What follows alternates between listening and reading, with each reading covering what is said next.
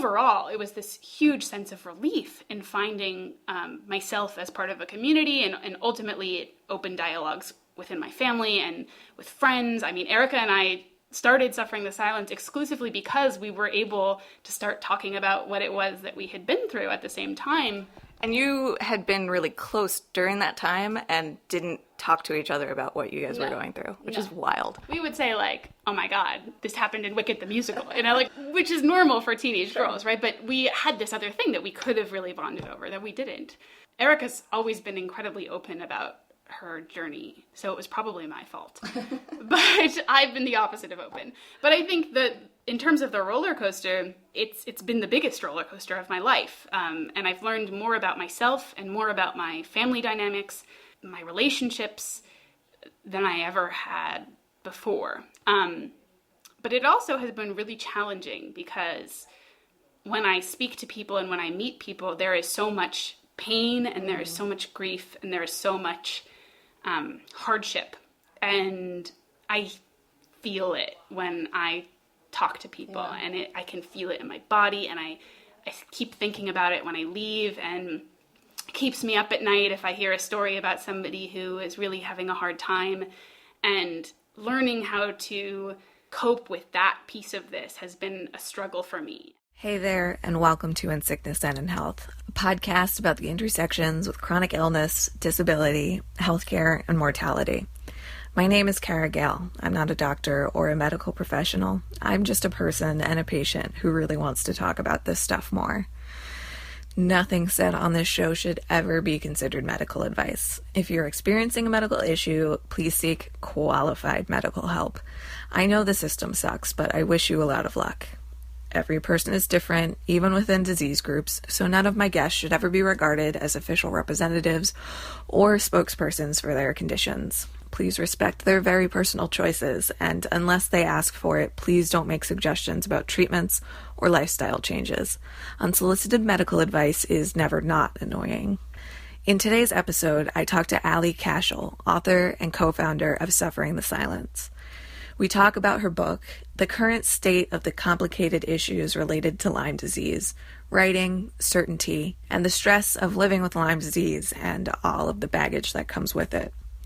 If you missed last week's episode, I talked to Suffering the Silence co-founder Erica Lupinacci about her health advocacy, media portrayal of chronic illness and disability, challenges she'll face as an actor with a disability, doing everything right and still being sick, and traveling with an unpredictable body. Allie and Erica started their online community and photo project to connect with other people experiencing chronic illness after realizing that as best friends, they weren't even talking to each other about their illnesses. The book, Suffering the Silence, Chronic Lyme Disease in an Age of Denial, grew out of Allie's undergraduate thesis. She decided to interview others whose lives had been affected by Lyme disease and found that she was not alone in the terrifying and confusing experience she'd had in trying to get treatment for the symptoms she'd experienced. The book includes a foreword by Dr. Bernard Raxlin, who has treated Allie and members of her family for the disease. She opens the book with a brief description of Lyme and why it's become so controversial in a section titled, The Aches and Pains of Daily Living. Allie writes, quote, Lyme disease afflicts millions of people worldwide. It is transmitted via the bacterium Borrelia burgdorferi, transferred to humans and other mammals through the bites of infected blackleg ticks. The standard symptoms of Lyme disease include headache, fever, joint stiffness, and the infamous bullseye rash.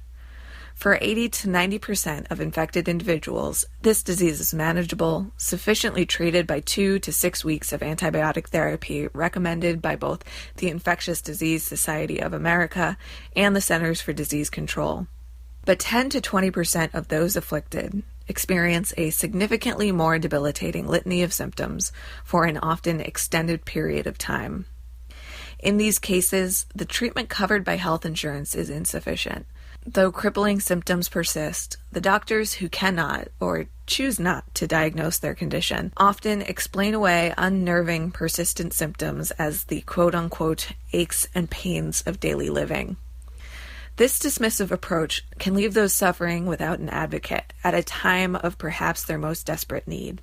As a result, they are forced to live shadow lives, plagued with disabling symptoms, and yet often dismissed by the medical community and by our society as being mentally rather than physically ill." End quote. From this gap in our knowledge, the clash of ideas between chronic Lyme disease, post-treatment Lyme syndrome, and medically unexplained symptoms spring forth. The question of whether or not chronic Lyme disease exists has become highly contentious for a number of reasons. Allie continues, quote, "Debate over the existence of chronic Lyme disease adds a layer of hardship to what is already a painful, confusing experience. The psychological experience of living with a disease many do not speak of, and that some don't even believe in, can at times equal its physical weight. Much of this debate concerns the lack of ongoing research, which limits both the quality and quantity of information available to doctors and patients." In preparation for a June 2012 special on Lyme disease, producers at WBUR, Boston's NPR station, sought out many doctors to speak on the topic. In the end, only 3 agreed to speak, 2 of them only anonymously. Many other doctors never returned repeated phone calls. One doctor, who declined, cited the environment as simply too volatile for him to state his opinion. Kathleen McInerney, a producer at Morning Edition, told WBUR's Common Health blog she could not think of another medical field where it is more difficult to find a doctor to speak on the record. Doctors who ally themselves with the chronic Lyme population fear media appearances because such can make them targets of both medical disciplinary review boards and the insurance industry. Insurance companies work strenuously to revoke the medical licenses of doctors reputed as treating chronic Lyme, quote-unquote Lyme-literate doctors, often called LLMDs, by asking their patients to file malpractice suits against them. In another approach, insurance companies scour medical records for small inconsistencies in note-taking or record-keeping, bringing doctors to court on charges apparently separate from their Lyme treatments. Though some states have passed laws to prohibit this, insurance companies regularly drop patients whose treatment exceeds the IDSA recommendations. The lack of dialogue about chronic Lyme perpetuates the belief that Lyme disease does not pose a significant risk to the population. And because so few write or speak about the disease, patients are often disinclined to speak about it themselves. As such, the conversation ends before it begins. End quote. Lyme disease is complicated for all of these reasons. Some things we'll talk about more in this episode, more that Allie wrote about in the book, and even more reasons still. As with many chronic conditions, every Lyme disease story is different. Some are more straightforward than others, most often when the disease is caught early and treated right away. Others are more complicated. Both Allie and I have Lyme disease stories that are a lot more complicated than our medical system has the framework to deal with. In 2008, Allie's story and my own converge in the vortex of persistent symptoms after Lyme disease treatment. At that time, she was 8 years into dealing with it, now facing her first huge symptom flare, which brought with it a bunch of scary new neurological symptoms.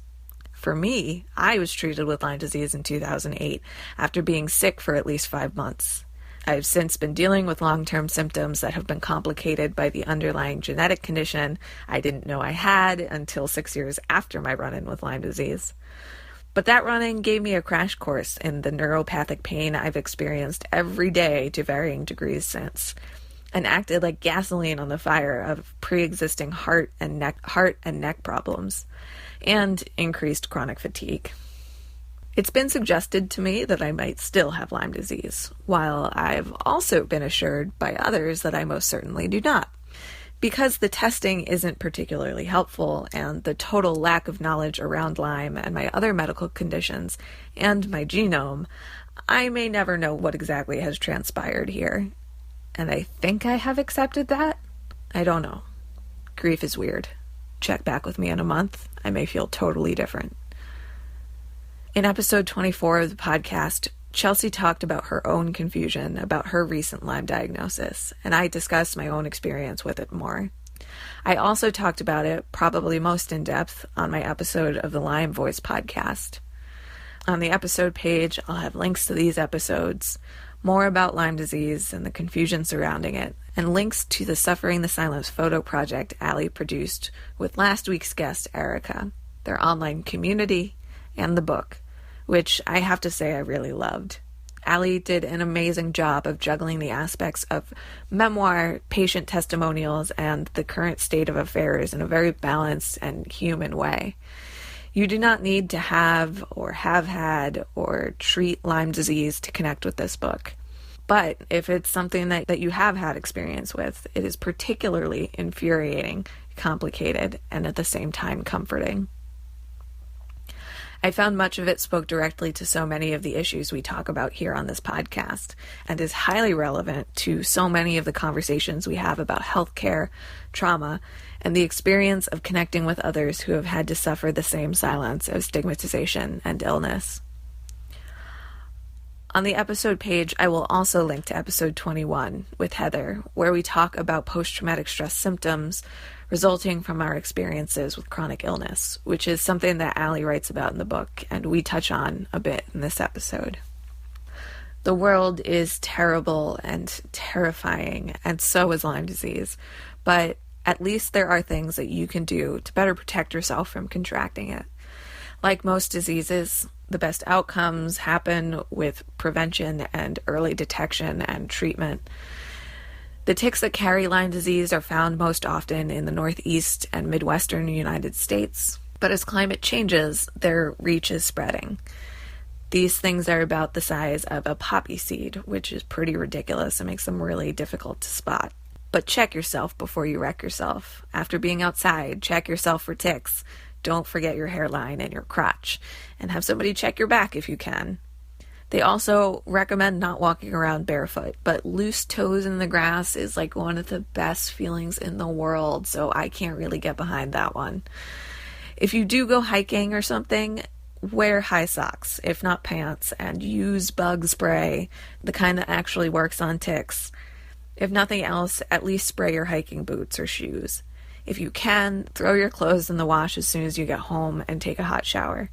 Don't forget to check your kids and your pets for ticks as well, because you know how much they like to roll in gross things. And if you do find a tick, get rid of it as soon as possible, and then pay attention.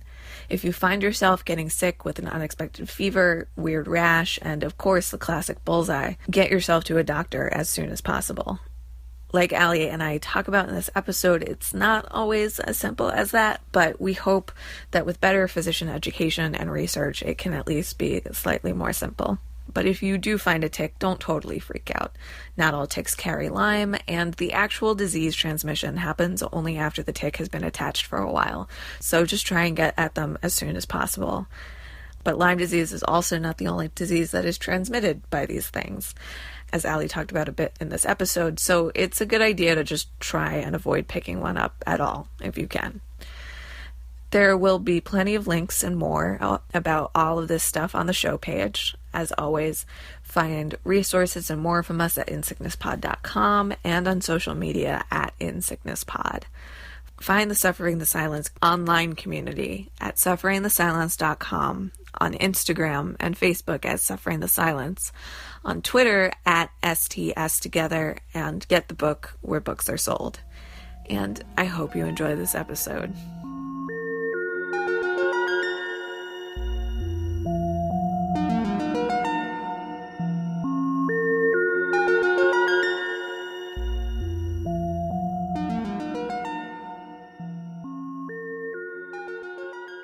Almost a year since the book came out. You're coming off of Lyme Disease Awareness Month. Like, what's up? Yeah, so I've been very lucky. Right after the book came out in September, I think Erica mentioned this on a previous episode, actually. We did a tour, about a 10-week tour around the United States and into the UK, and it was amazing to get to meet people in so many different places of the world. I had got to go to California, and I'd never been to California before. And so it was very exciting to meet other patients, especially because so much of this for me has become about building community and becoming a part of a community that I never, ever identified as a part of. Mm-hmm. And that trip really sort of grounded that for me in an amazing way. And since then, I've been very lucky to continue to have booked speaking gigs fairly regularly after the tour ended up. So I've been doing some traveling, mostly still around the Northeast, though I did get to go out to California for a Bay Area Lyme speaker series. I think it was in April, which was a fabulous experience. I've started work with Global Lyme Alliance on their junior board, which ultimately is probably going to change its name, but it's been wonderful to get to work with that organization as well. And sort of trying to come to terms with how to now take this energy and take this momentum and give it some more shape so that the focus can be less about me talking about the book, which I love talking about and is very fun to talk about, but how can this become a bigger project that serves a bigger audience than just readers of Suffering the Silence. Mm-hmm. So you obviously had to do a lot of research for the book. As far as like how far, and I use the term rabbit hole to describe Lyme disease and the issues surrounding it a lot. Did you go a little nuts when you were researching? Because you can go pretty far down that hole. You can find yourself in some dodgy places, which I did, and definitely pursued many paths in terms of like thinking about government and thinking about it's very easy to get angry, right? Mm-hmm. That's something that I see all the time in the Lyme community. A lot of people are really angry and they feel like, and they should be. And they should be, 100%. Yeah. And they feel like something has been done to them, right, by some bigger abstract organization, which is something I felt for my whole life in many ways. But that wasn't so productive. When I would get stuck in those places, I realized, what am I accomplishing here other than just sort of fueling my anger and fueling my own grief? And so when I found myself stuck in those rabbit holes, I think that's like a really good way of describing them. Thankfully, for a majority of the research, I had the support of professors at Bard, and they were able to sort of be like, Al, maybe turn your focus somewhere else. But for the most part, I knew that I wanted it to be about people. And so this idea of the political conversation, for example, or even the discrepancy around whether or not Lyme exists, I was able to ground that in conversations with actual human beings. Mm-hmm. And focus more on the way that they were thinking about it and their work with it, rather than finding myself lost in sort of the maze of why they think it or how they justify the thought. Because when you get stuck there, I mean, I could find you a paper that says one thing and another paper from an equally respectable journal that says exactly the opposite. They're both peer-reviewed and they're both, just as legitimate as they possibly could be. And so when you get stuck there, it's incredibly interesting, but it's very hard to move through it. Right. And the way I found through it was through the people themselves who I was talking to. Mm-hmm. Yeah, I think it's so much easier to blame some sort of entity for what you've experienced and not experienced, and like the whole experience. How many times can I say that word in one sentence? I say it like 7 times a day. Yeah. More than that. As opposed to just like, this is a really shitty situation that doesn't have answers. It doesn't, like, there's no reason this happened to me. Right. But that's that's an impossible thing to think as well, right? Because as we go through the process of searching for diagnosis, of searching for the right treatment, there are so many forks that you can take in the road that, let's say you make a decision to see one doctor because they could get you in earlier than the next doctor, right? And it turns out that doctor is not Lyme literate, and maybe if you had waited 3 more weeks, that doctor would have been. But then what would have happened to you in that 3 weeks, So I think in my own experience, I found myself judging a lot of those decisions. But again, we can't do that, right? Because in our lives, things just they happen. Mm-hmm. And as they happen to you, it's sort of like, how do you survive through it? How do you get through it? And what do you learn from it? Which is such a silly, I get mad at myself when I say that, right? Because I don't want anybody to feel like they have to look at these horrible illness experiences in a positive way, because they don't have to. But I think we can learn something from it. If it's about people in our lives, or what relationships are healthy for us and what relationships are not, about our relationship with our bodies, whatever it is, there's something that you can get out of it, even if it's a bad thing. I have to say, like, in doing this podcast, it's been, and even before I did the podcast, when I started having conversations that made me realize that this could be a thing, doing this podcast and having so many of these conversations, which is really disheartening that, like, doesn't matter what the diagnosis is. Girl has strange symptoms. Girl goes to the doctor, gets told she's crazy, and like on and on and on. But as disheartening as that is, it actually made me feel better about my own experience, that it wasn't personal, and this didn't happen to me because I'm a bad person, or, you know, fill in the blank with whatever reason you want to insert there. Yeah. I was able to like let go of a lot of hurt person feelings, I guess. Me too. That resonates with me so much, because what happened mostly for me is that I lost trust in my own perception of myself. I was not sure that the things that I was feeling were real. I mean, to this day, when I'm at the doctor's office and they say, scale of 1 to 10, how much pain are you in?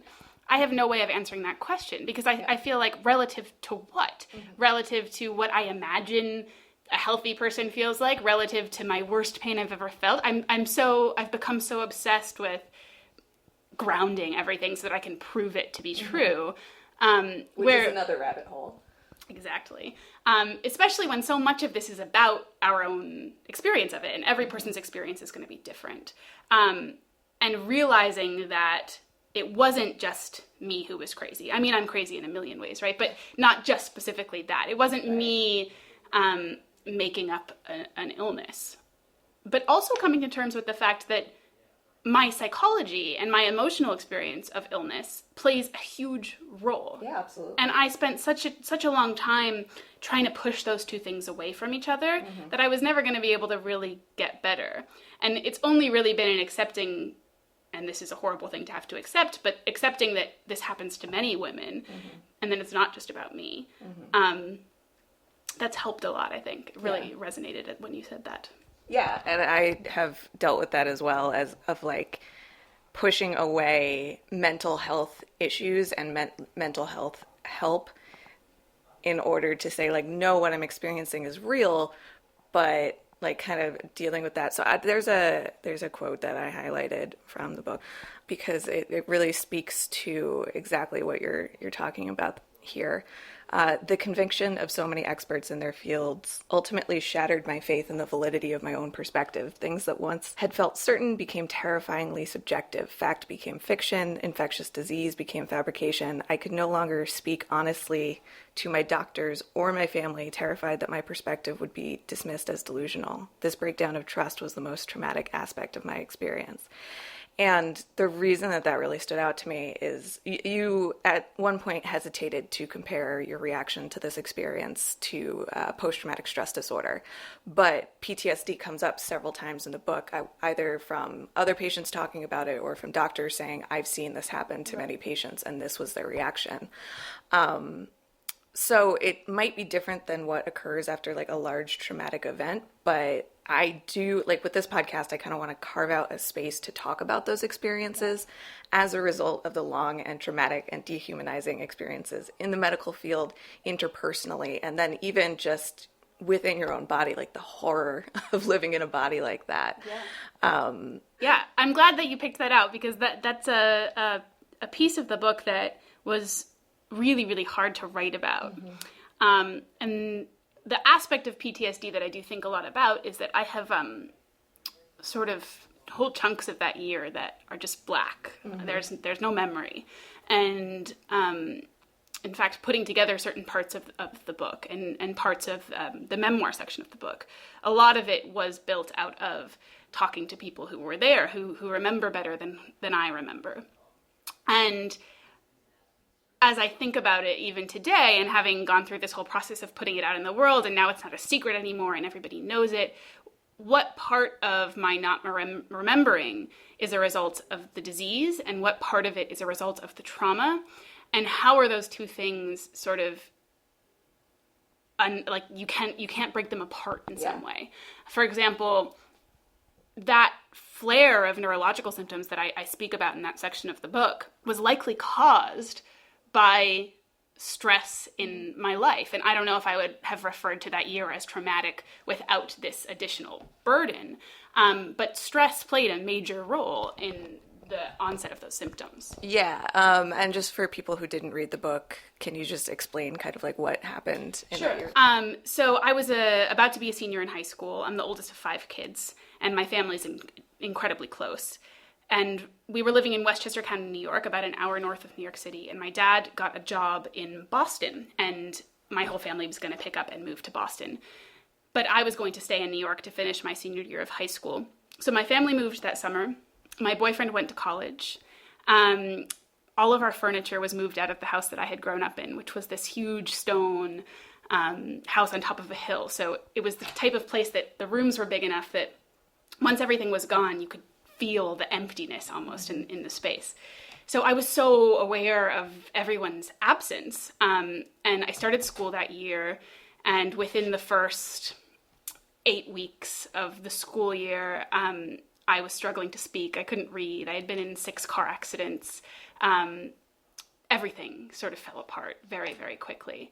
And I had doctors attribute that neurological presentation as a direct psychological response to my parents leaving. And so I was told, well, more accurately, my mother was told that I was psychologically regressing to the point of infancy.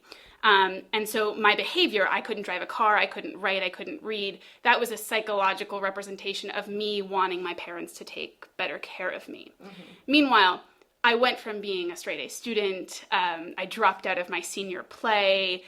It was not in line with my psychological experience to date. But I think that this is something else that I talk a lot about and think a lot about, that authority that is represented by sort of mainstream medicine, head of pediatrics, head of infectious disease. Part of me was like, well, maybe they're right, you know? Of course. You get told you're crazy enough times, you start to believe it, especially when those people are figures of authority who are supposed to be world-renowned, best in their field, you know, like all of these things that like, they know what they're talking about. Right. I must be a crazy person. Right. And they're way smarter than me and they're older than me. I mean, I'm a 17-year-old girl who can hardly make out a sentence at this point, you know? So who am I to say, no, that's not true? And I think with the Lyme conversation, that is only further complicated because blame was placed on my parents for having pursued aggressive treatment in the past for the Lyme. And we were dismissed almost immediately in the first visit after seeing my medical history. The job of a head of pediatrics should be to figure out what is wrong. And I've had this conversation with a number of doctors in the past. If a 17-year-old girl presents with aggressive neurological symptoms, you should pursue a psychological route. Sure. But that should not be the only route that's pursued. Exactly. And I think that the reason for it in many cases was because of my history with Lyme and with other tick-borne disease. And that's very upsetting to me because of that stigma that's attached to it and that sort of prejudice that's attached to it. And I don't want that for other people. Me neither. Yeah, I mean, what's really interesting is the certainty with which these doctors, and this also resonates with, in the book you talk to like one doctor who's part of the Chronic Lyme Doesn't Exist camp, 2 researchers that are like researching upstream from whether or not chronic Lyme actually exists, and then the third person that you spoke to is a doctor who does treat chronic Lyme and published a book and stuff. And so even with them, and then also in your experience with the doctors in Boston and, you know, probably other doctors that you saw elsewhere, is the certainty with which they are sure that they are correct about what they're thinking. And like my experience as a patient, I actually did have Lyme disease in 2008, and that was like a whole thing. But my experience as a patient, both with Lyme and with everything else that I've dealt with, has been nothing but uncertainty. Right. And that to me is just so wild that they could be so certain that they're right. And yet, I don't know, it really blows my mind. Well, that's one of the amazing things about the whole Lyme conversation is the certainty with which people speak about it. Yeah. And the emotion that people speak about it.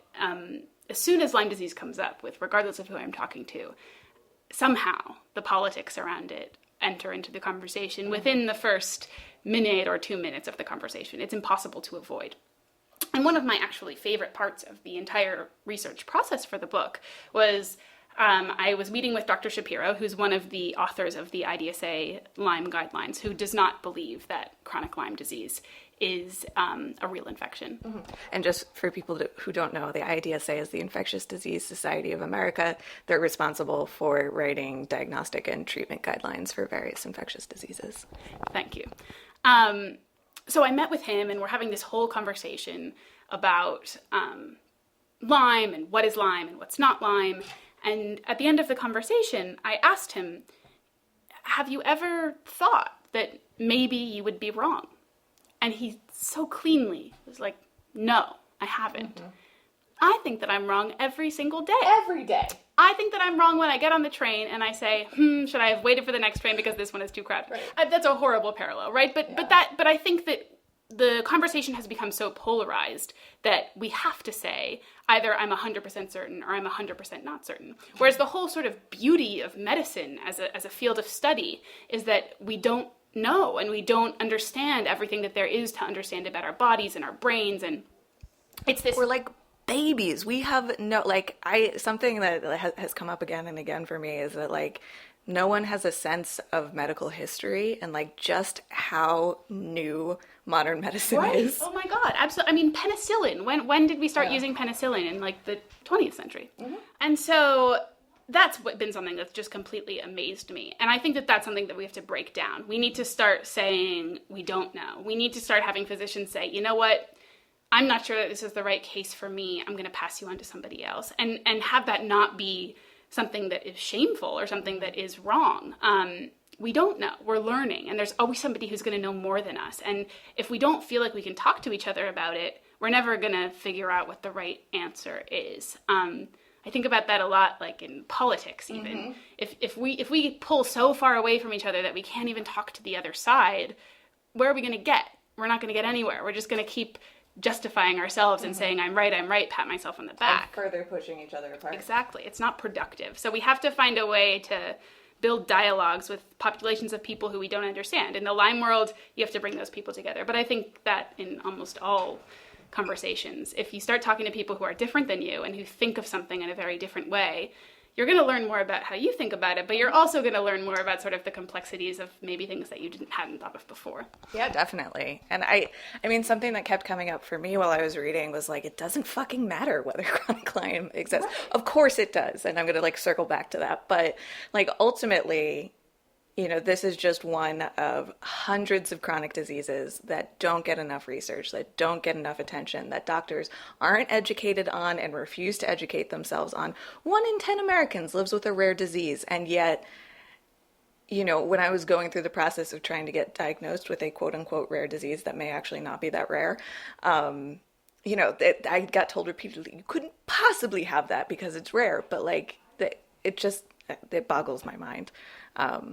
So, like, it doesn't really matter what it is. We need to be taking care of patients. We need to be treating patients, while at the same time, it does actually really matter, because if you treat the wrong problem, you're not, you know, that might cause more problems than it's worth. That we see a lot in terms of misdiagnosis or people who have been diagnosed with something else. For example, steroid treatment. Mm-hmm. If you have a spirochete disease, it's one of the worst things that you can give to somebody. But when people's immune systems start freaking out, as they do when you have a long-term infection, oftentimes we're diagnosed with autoimmune diseases, things like that. Regular treatment is steroids.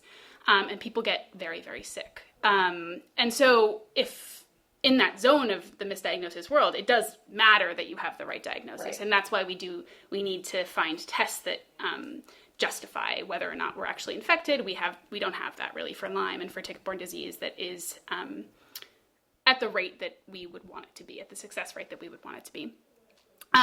But to your point, I also think that for the patients themselves, the actual diagnosis is fairly irrelevant, right? Mm-hmm. What the patient wants to do is get their quality of life back, is go back to school, go back to work, start talking again, you know, get out of their wheelchair. And so I think I've had conversations with patients who have said, you know, if I'm crazy, please let that be what it is, you know, so that I can take my antipsychotic and go back to my life. Mm-hmm. But unfortunately, for many cases, it's more complicated than that. Right. And even when you do have the right diagnosis, it's more complicated Of course, than that. always, right? It's always more complicated than that. Yeah. To circle back around to like the trauma and PTSD and stuff, and certainty, you talk about quote unquote medically unexplained symptoms.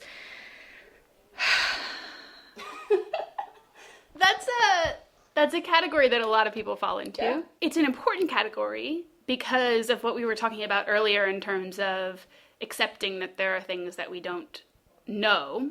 The problem with the category is that it leaves patients sort of slipping through cracks. Mm-hmm. If there's no physical cause of a presentation of symptoms that we can point to, you can't get referred to a certain doctor. You can't get referred to somebody who can help you get better. So that's my biggest fear with that sort of group of the way that we categorize this infection in many cases. Right. And, back to medical history, medically unexplained that we know of, right. And every day we're making new discoveries. There was just a study that was published recently that Dysautonomia International helped to fund on POTS patients. It was a small cohort, so like on its own, it doesn't really mean anything, but like 86% of the patients tested positive for muscarinic receptor antibodies. Mm-hmm. We just don't test, like there's so many things that A, we don't know exist. B, we think are rare or that they're not worth, or we think that, it's not worth testing because it's rare, and any number of things, or simply that doctors just don't know to run the test. And so, they run their battery of tests that they do, and then they say, well, I can't find anything wrong with you, so you must be fine, which is bananas. And I got that over and over and over again. And when doctors did finally start taking me seriously, and I had to get really sick for that to happen, the new doctors I was seeing were kind of appalled that some very basic tests hadn't been run. And that, my original doctors, my second and third generation doctors, didn't do their due diligence and still decided that a psychiatric diagnosis was the right one, even though they're not even psychiatrists. Right, exactly. That's something that's amazing that I see all the time, is that not psychologists make psychiatric diagnoses. And in the Lyme conversation in particular, one of the things, I had a meeting just this morning where we were talking about this, and one of the things that's amazing is that in endemic areas, in Long Island, in Westchester County, general practitioners are not testing for Lyme, or not even considering Lyme as an option. When somebody comes in and says, my joints hurt, I've had vertigo, they say, you have the flu, go home. You're stressed out. You're stressed out. And we're talking about the fastest growing vector-borne disease in probably the world, in definitely the U.S., North America. That we know of. Truly endemic areas. Mm-hmm. Truly endemic areas for the disease, and we don't have doctors testing for it. Yeah, I mean, the same thing happened to me in 2008. I went to the doctor. At first I didn't actually realize that I was sick because I was so used to feeling crappy anyway, because I have all this underlying stuff. So I just kept saying, I'm stressed out. I just started this new job. I just started school again.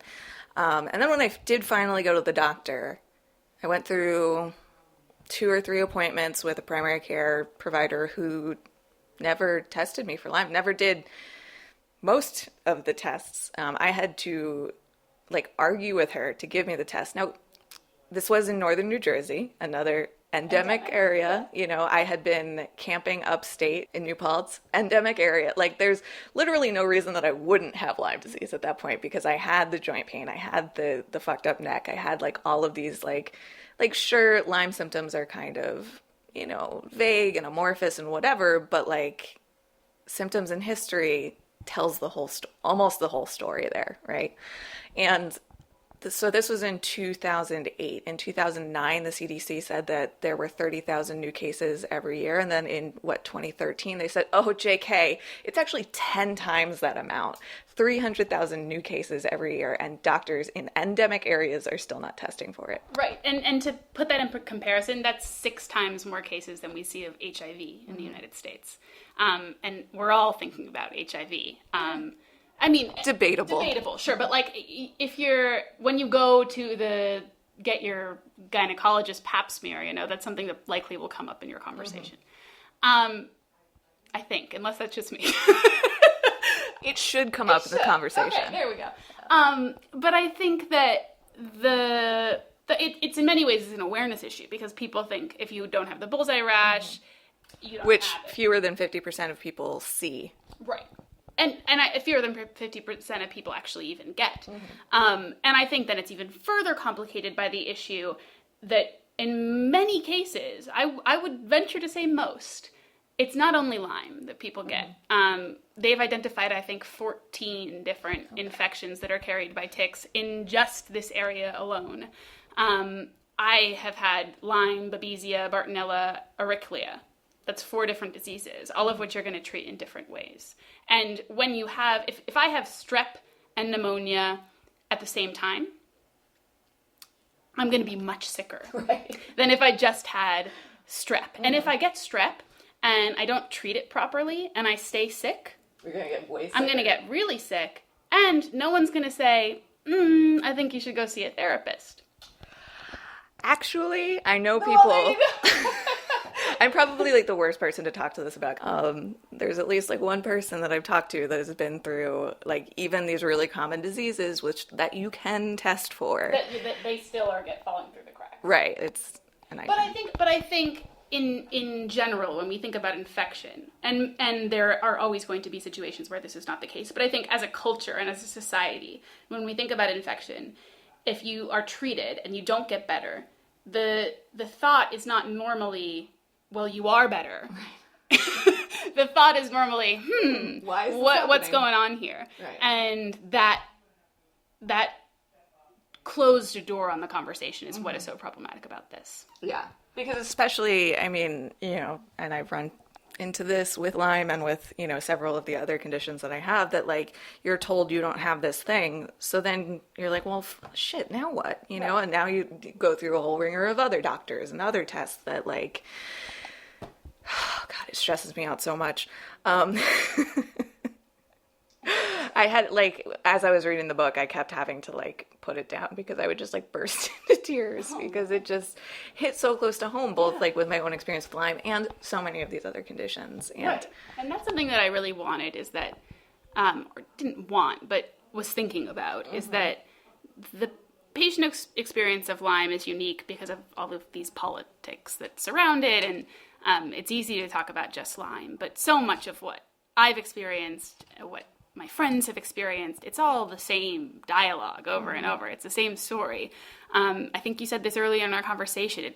It's we share so much, and that is a curse, but it's also a total blessing to realize, wow, there are so many people who understand and can empathize with what I've been through, especially when for so long I was convinced that no one could empathize or understand with what I had been through. Yeah, it's ridiculous. We've talked a bit about the controversy, but, you know, given the controversial nature of the subject and writing about that controversy at length, what kind of pushback have you gotten? Have you gotten any? Have you gotten any feedback that was good or unexpected? Like, what has the response been? Yeah.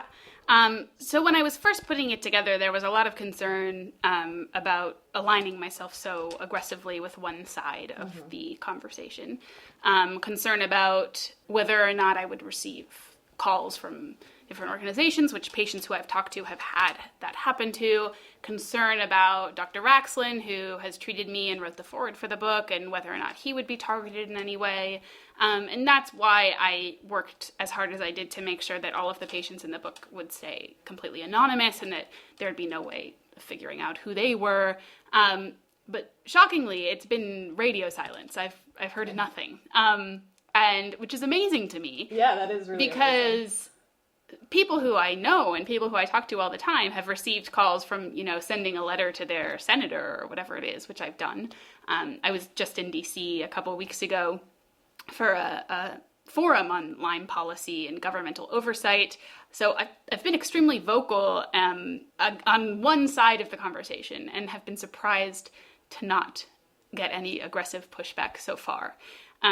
But what I hope is that the way that I always try to approach the situation is focused very much on how subjective our experience of everything is. And that doesn't make it not real, but the way that we articulate things is going to be very different in every case because of our life experience, because of our illness experiences, whatever it is. And so maybe that's what keeps me safe. And I try very hard to make sure that when somebody else's view is represented, it's their view and not mine. And but yeah, no, so far so good. I'm always sort of waiting for somebody to call me and say, "Shut up!" But yeah, no, I feel the exact same way about the podcast.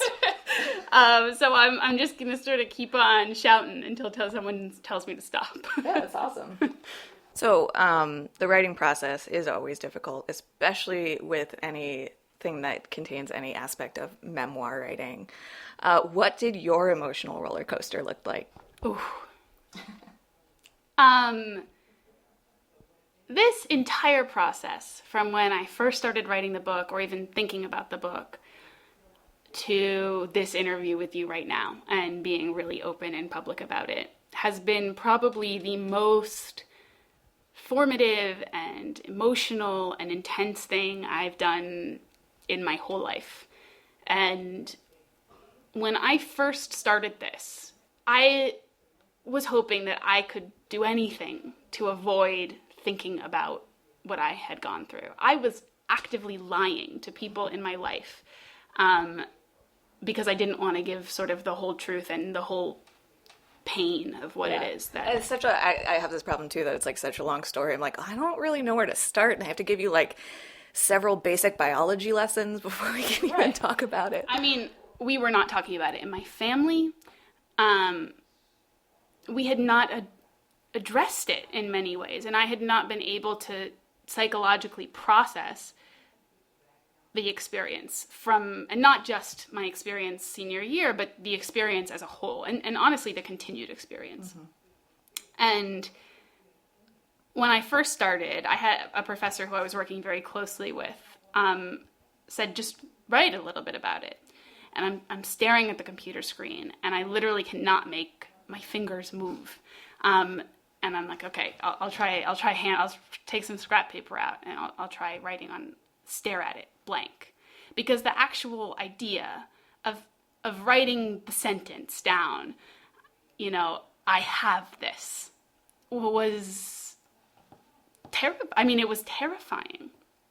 And so I decided, okay, I'm done. I can't write about myself. I can write about other people. Mm-hmm. I definitely can do that. I was living in Dutchess County, which is another hugely endemic area. I think in your book you even say it has the highest rates of infection. So I'm like, probably no one wants to talk to me. I was convinced that no one would want to talk to me, but I'll just try. I'll put out a flyer in a doctor's office. I was overwhelmed with people who were like, I'd be happy to share my story. And as soon as I started going to these people's homes and meeting these people for coffee and going to support groups, which was something that I literally had never done, it was this incredible realization that I was not alone, and that that my experience was not unique. Mm-hmm. And I think that that's what was so scary to me, it was like, maybe I am this sort of like weird, crazy girl, and I come from this weird family, and maybe it's all just wrapped up in itself. And I figured out, as soon as I started talking to other people, wow, it's not us. Yeah. It's a much bigger problem than just us.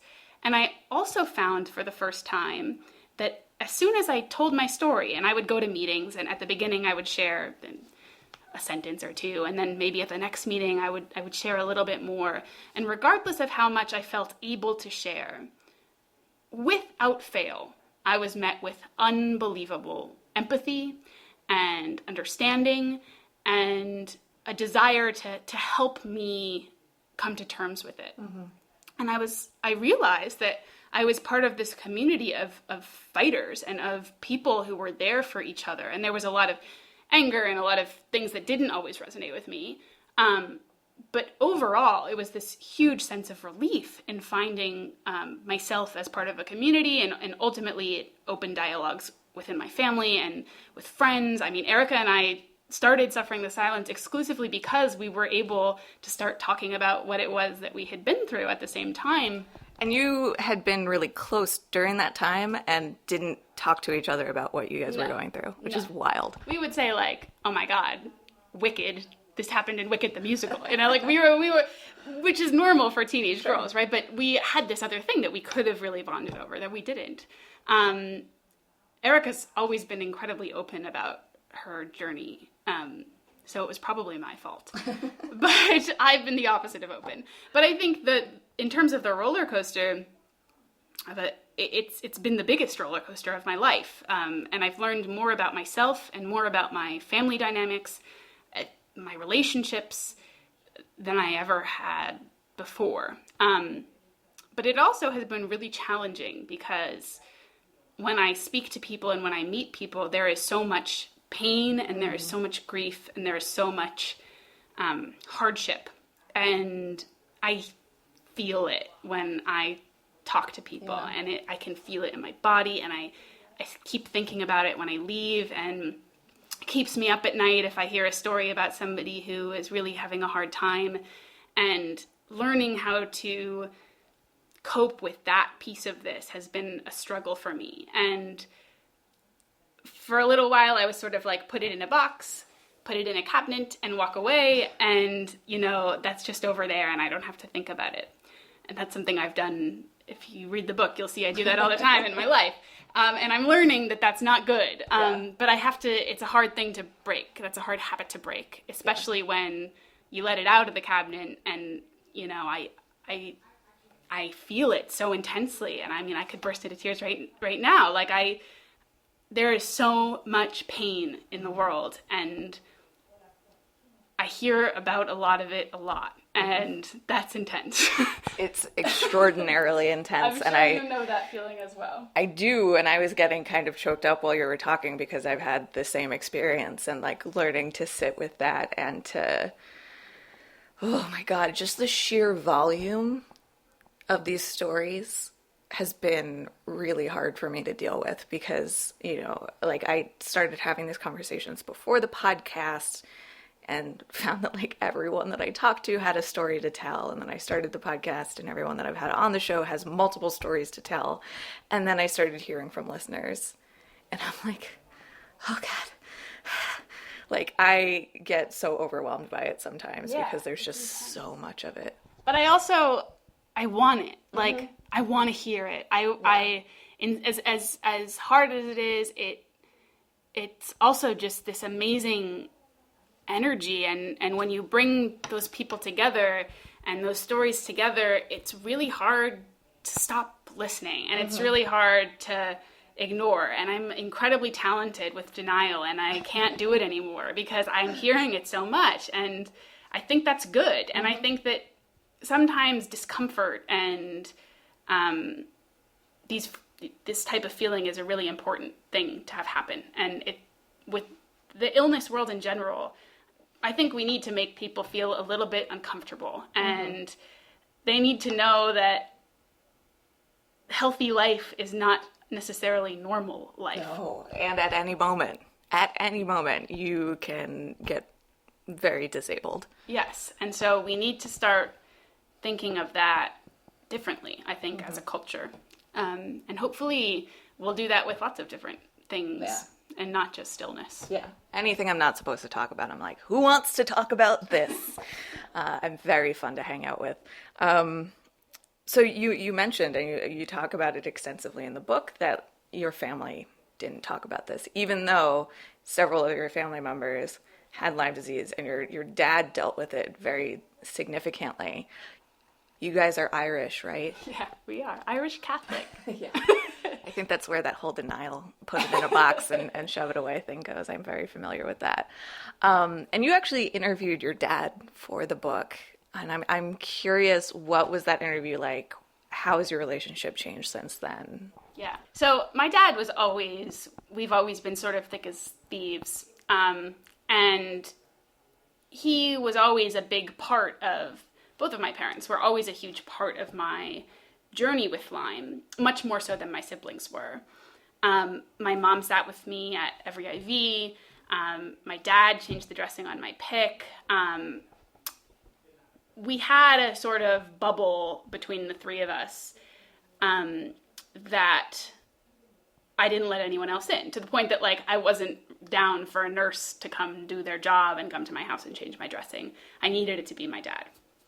But even with that, most of those things were very action-oriented. It was My mom and I would sit for IV, and she was there every single time. She never missed it. But we never talked about IV, right? We would talk about the play, or we would talk about TV, or we would talk about my siblings or boys or whoever it was, right? And I think that was our way of creating normalcy. And also, I mean, I'm the oldest of 5, as I think I mentioned, and we're all within 7 years of each other. So the reality of the situation was there wasn't a lot of space for something really traumatic, or, you know, there wasn't a lot of time to talk about things extensively. And so we just sort of kept going, and it just sort of became part of the routine. You know, we would drop the boys off at elementary school, and then we'd drop everybody else off at middle school, and then we'd go to the doctor, and then drive back to high school. Like, that's basically, that was part of the morning routine. And that all vaguely worked until our bubble until it got shattered, and other people had to come in. And other people told us that we were wrong, and other people questioned our way of doing things, which is all very important. But once it shattered, it was very hard to breach the subject again, because we all experienced trauma. It wasn't just me who experienced trauma. And I think about this a lot in terms of caregivers. Is something we don't talk about that much with illness. But my mother was told she was a bad parent for having taken me to a Lyme doctor. Right, and told that repeatedly. Repeatedly. And still, even though she started to question it for herself, she still pursued things that people were telling her, no, stop, don't do it, because she had some gut feeling or whatever it is, right? That's what being a parent is, I think, I've been told. But without her and without my dad, again, I said it already, I wouldn't be here. And letting people into that dynamic, which feels sacred and feels like the most intimate thing, has been really challenging. And I knew that I had to interview my dad. And I knew that I needed to better understand his experience of Lyme disease, not just his as it related to my own, but him as a person who lived with this disease, as I was doing with many other people. But I was terrified to have the conversation. I put it off. He was almost the last person who I interviewed. And I was scared for him to read it. I was scared for my siblings to read it. Why? I'm not sure I could even put words to it, but it's this issue of like having that intimacy broken and like coming out almost, which is a weird thing to say. Maybe, but it's something that comes up a lot, and that, you know, coming out narratives as far as like sexuality and that sort of stuff goes, parallel, you know, disability narratives and illness narratives pretty closely. Obviously, they're not the same thing. Like, you know, there's plenty of differences, but I myself have felt that way. I've talked to many other people who see like a shared ground there. Yeah. And I think also one of the things that's been challenging about it is that part of the beauty of that support, and I see this a lot with my boyfriend, who I'm still with, same guy, who's been through this whole thing. Part of the beauty of the support is that sometimes it's not vocal. Like, sometimes it's not a matter of sitting down and talking through how we feel and talking through, you know, what it means for my future and what it means for the dynamics of our family. And sometimes it's just like acknowledging that it exists. Or not. Sometimes I don't even want it to be acknowledged. I just want it to be, I'm doing B12 injections right now, and I really can't give myself an injection. So in the morning, my boyfriend pinches my butt and sticks a needle in. And one of the most beautiful things about it is that we don't really have to talk about it. It just sort of happens. I know he's there to do it. He's not making fun of me for being scared.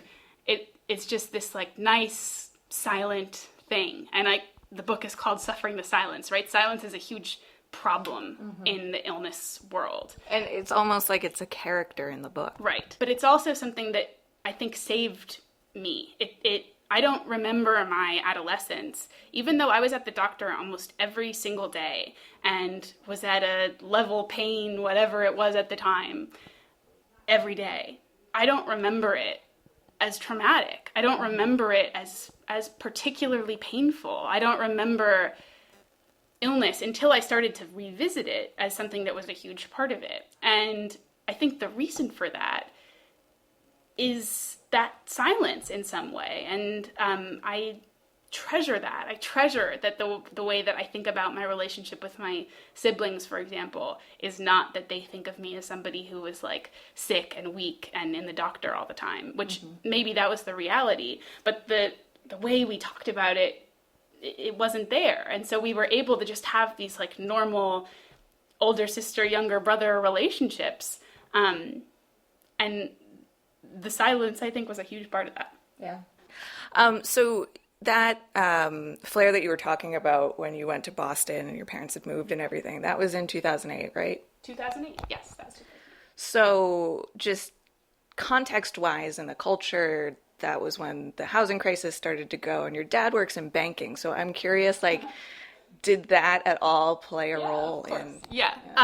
My dad had worked at Bear Stearns. Oh. And so when it came time to find another job, especially a job as he was excited about, there was no question that he was, going to take it and move into that new position. So the idea of sort of sitting and hanging around in New York was not totally an option for us. But we've been very fortunate and very lucky to be able to afford treatments and out-of-network doctors and things that many people who have been infected with Lyme do not have access to.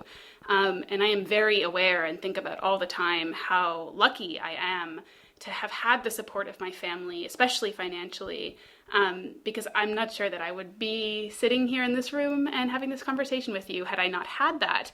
And when I think about families who don't have access to the things that I have had access to, and when I talk to those families and talk to those patients, the conversation is often so much different, so much more different than it is for me, because it's dire in many situations. Not that mine was not a seriously bad situation, but I always had that support in some sense, and some people don't. Yeah, and I mean, if you don't have the resources to pursue alternative treatments or treatments with doctors who don't take insurance and stuff like that, you hit a wall. Yeah. And it becomes, in many cases, then about pain management and treating symptoms and things like that, which you never get better from. If that's a loop that many people get stuck in. Yeah. I asked Erica this too, how do you manage travel, book tour, all of that stuff with also, being chronically ill at the same time? Food is the hardest part.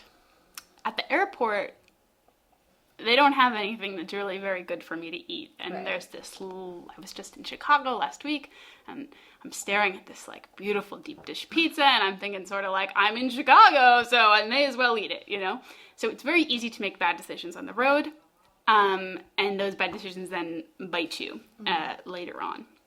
So one of the things that I've learned is it's really helpful to make sure that I plan times that I'm going to eat. So most of the time, flights tend to overlap with meal times, so I try and work around that, things like that.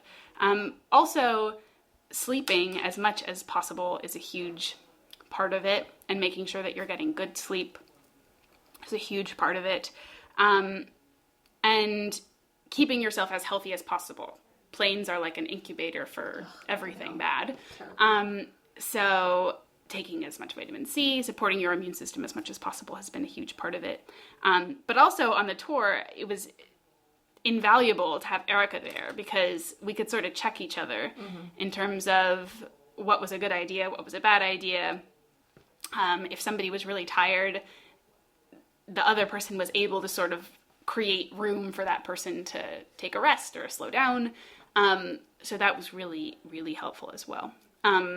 I find traveling with normal people who don't have limitations like that very stressful. It can be really stressful for sure.